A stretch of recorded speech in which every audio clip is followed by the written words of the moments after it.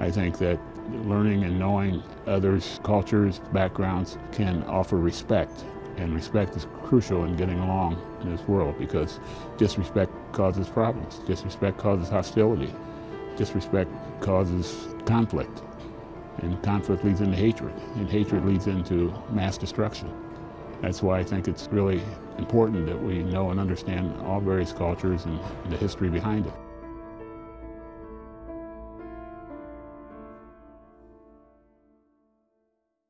When you were in the heights of your career, what was the level of racism and animosity like?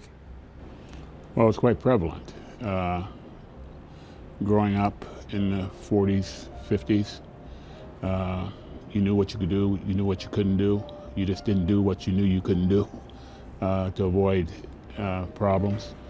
And there was always the feeling of lack of opportunity, that you were somewhat designated to be a laborer.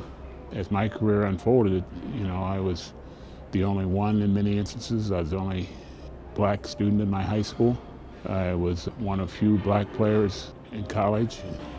And then when I became a pro, I was the only black player on my team for a couple years. And so you learn perseverance through that experience, and don't look back. You just try to live your dream and circumvent all the sidebar issues that may set you back. Is there one situation or problem you found yourself in back then that you still remember vividly today? There's many. There's many. Whether it was working at a neighbor down the road's house, digging out a basement, and you were thirsty for water. So you ask for water, and he brings you water, and he takes the glasses after we finish drinking the water and breaks them in the rock pile that says, well, these won't be used anymore.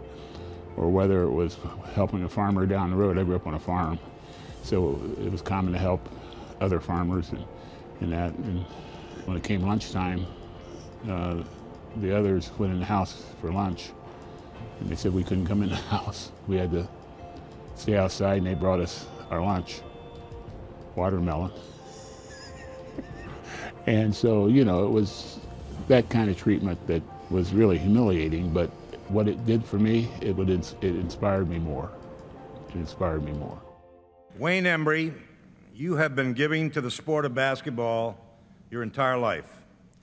You compiled a standout playing career in high school, college, and the NBA, and went on to become one of the game's leading administrators. It is an honor to enshrine you as a contributor into the Naismith Memorial Basketball Hall of Fame. How important is it for you to inspire the young African Americans coming up, because you're a former All-Star and a Hall of Fame player, but also because you're an executive and a business owner?